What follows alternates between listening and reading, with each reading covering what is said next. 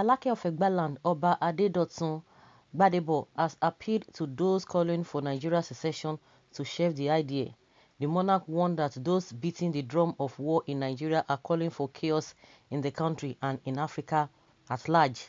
Oba Gbadebo spoke when he played host to the national president of the National Road Transport Employers Association of Nigeria, Musa Matakobi, the chairman of RTEN in Ogun State, Titilayo Akibu, and other members of the association in his palace in Ake, Abeokuta. The visit was part of activities marking the first anniversary of Akibu as the state chairman of RTEN in Ogun State. Alake's statement was against the declaration of Yoruba nation and southwest secession from Nigeria by a Yoruba activist, Sunday Adeyemo, popularly called Sunday Igboho.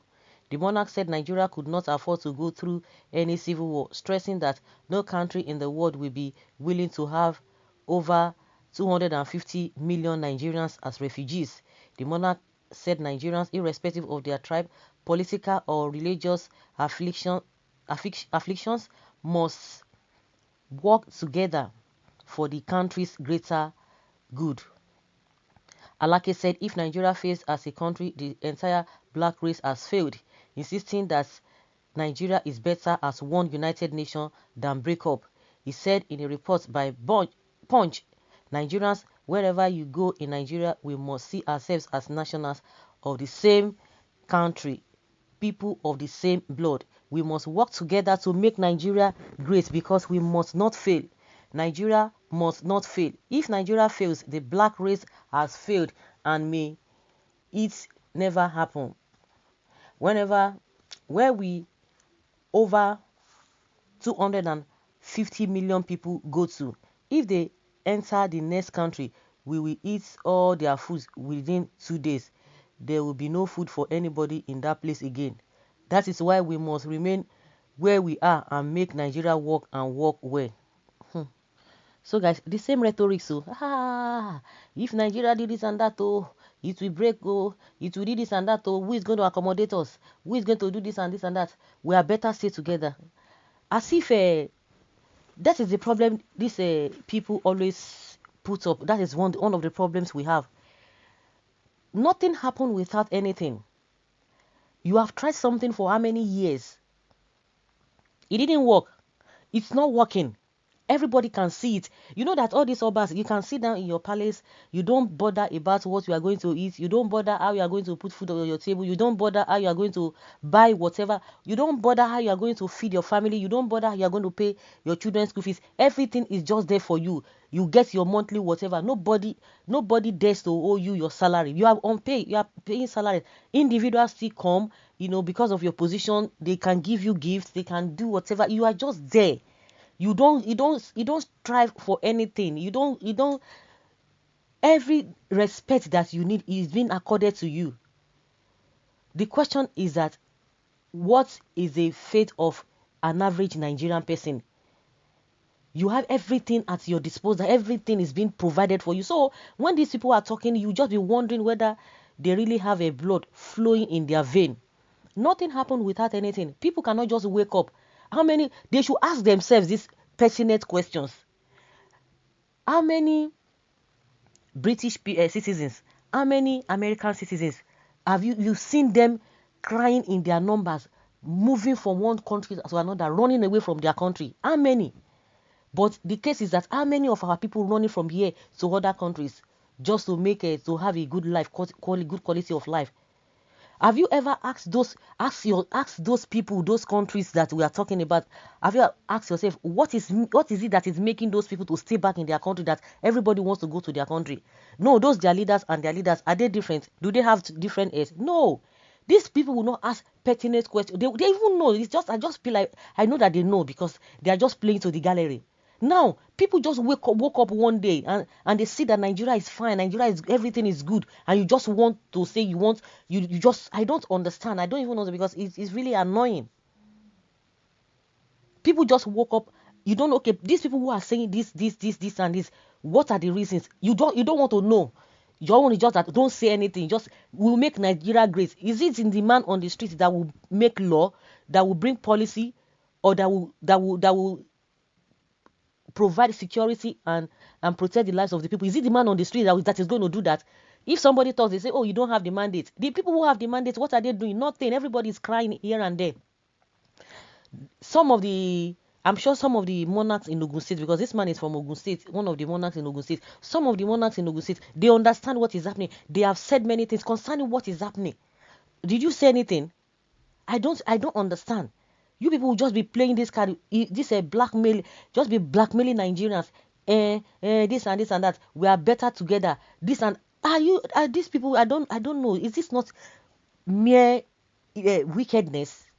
Things are going wrong in this country. All of you are telling us that fine, everybody should just stay together and all of that. You know, when some things get out of hand, you begin to mobile your words together. That is just why I'm just like, what is really wrong with these people?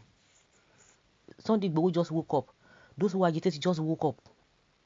People cannot even, we even have people who are in the category of asking for good governance. At least a typical example is Omoyele Sowore. Did you people support him? Did you people even listen to what he has been saying? No. Sowore is not calling for secession. He's not calling for breakup. He's calling for the same one Nigeria that you people are talking about. Before you know it, they will arrest him. People will come out to protest. They will be arrested. And you are saying Nigeria want to work together. Nigerians want to work together to make sure this country is great. That's why you see some people will come out and say they want to protest. They are seeking for good governance. What will they do to them? We all know what they do to them. They will tell you that you cannot protest, because of hoodlums, and a government will be giving an excuse. The security agency will be giving an excuse that it will attract hoodlums to hijack the process. And we have hoodlums in the country, and you cannot even take care of the hoodlums. Whereas you are supposed to be protecting those who are protesting in the first place. People who have been working so hard to make Nigeria to be better. This is why they come out to remind the leaders that you are not doing what you are supposed to do. What do they get in return? They will use police to harass them. They will scatter their heads with gun. And you are telling us that Nigerians they should work together.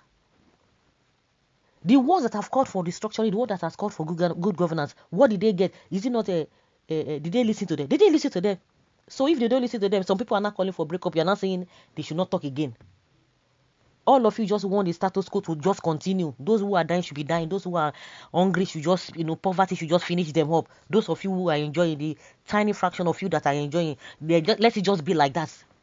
Because that is what I can really deduce from what this man is saying. But let's hear what Nigerians are saying, because it's so unfortunate and disheartening. Well, it's because life is comfortable. Exactly, it's comfortable with the Oba. That is why he's saying all this is benefiting from Nigeria. Why his people are suffering. That is why he's not feeling the pain. Self-determination is never a crime. This thing is long overdue. I support the freedom fighter 100%. We can't continue like this. That time has come for us to sacrifice this evil called Nigeria in order to save the life of our people.